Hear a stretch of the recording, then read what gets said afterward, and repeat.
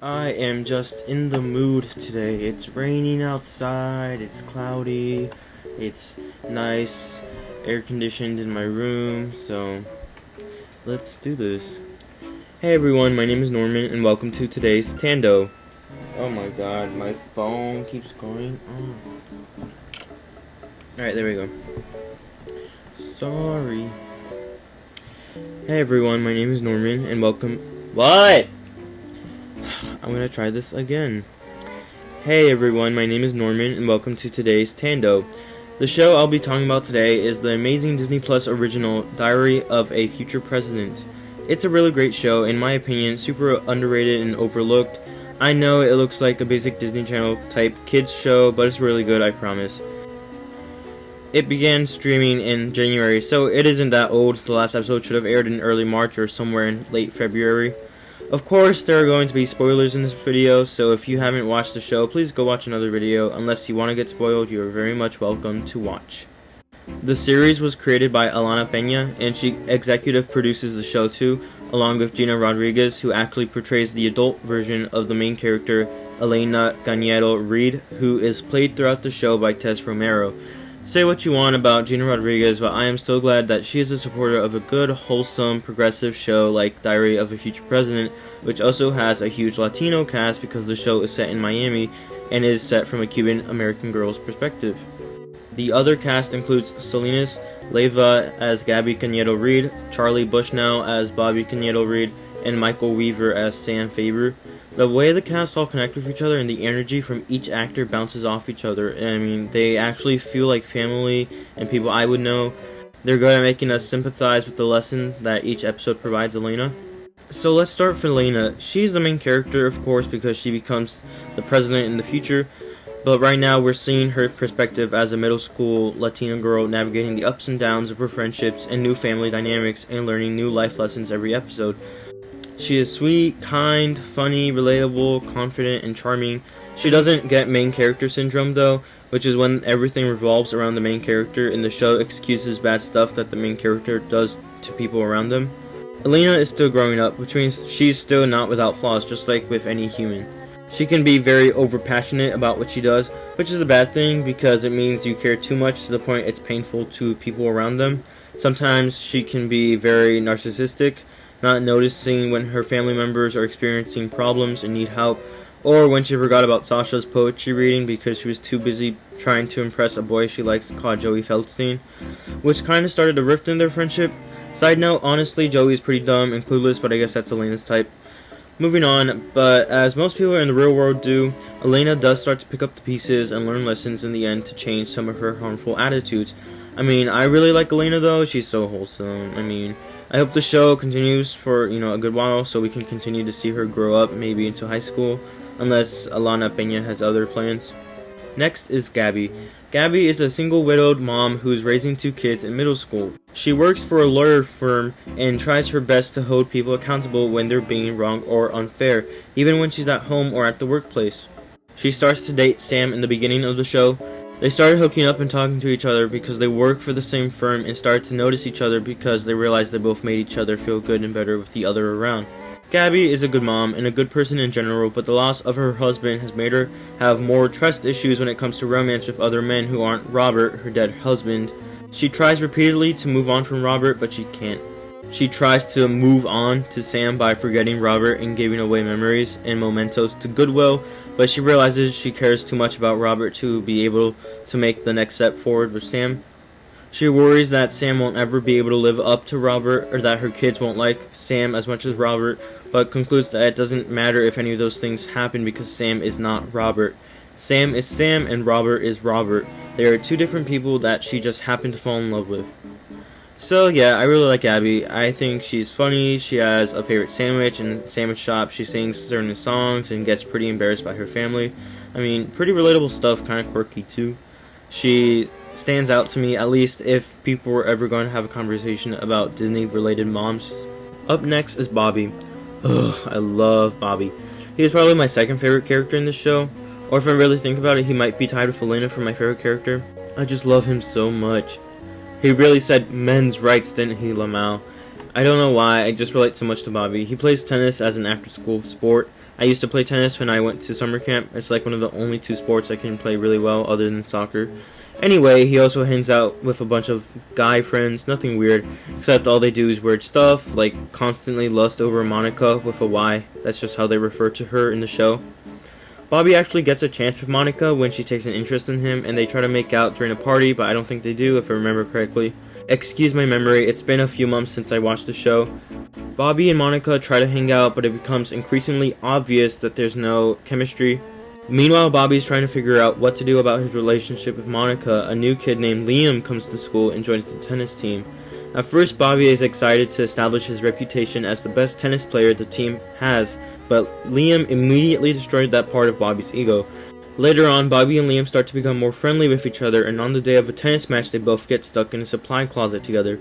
They try to pass the time by playing games and talking, and what I think was the most surprising but, welcoming, unexpected thing to happen was when Bobby and Liam start to show that they have feelings for each other.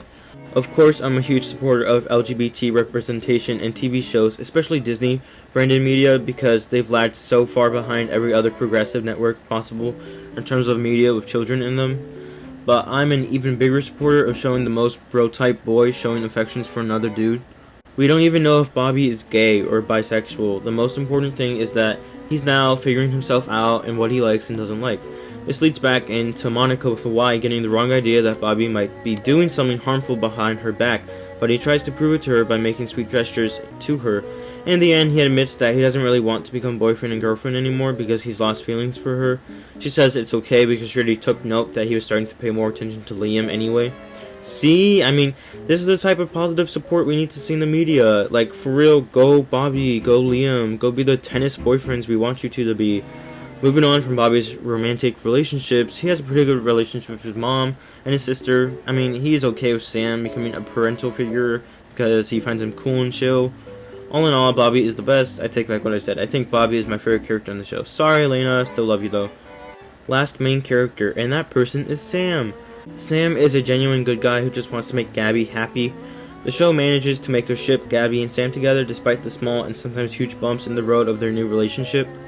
I talked about how Sam was something new for Gabby after losing Robert, but the same could easily be said about Sam.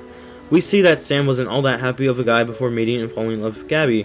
One interaction between the both of them at work started to make themselves see that they were better and happier with each other around. Even when she was worrying about all the things that Sam might not have been able to live up to, Sam proved her thoughts wrong by getting along well with her family and children. Sam is a funny guy, albeit a little awkward. Oh my god, what is that? What is that? How did that get in here? Oh my god. So many things interrupting me. Alright, Sam is a funny guy, albeit a little awkward at times because he is in a new territory. But he tries his best, and that's why I like him so much. He just wants what's best for everyone, and most importantly, Gabby. So the fact that he's willing to break up or leave Gabby because she's not ready just made me respect him a lot more. He's definitely not my favorite character on the show, but he's also not least. I know that for sure.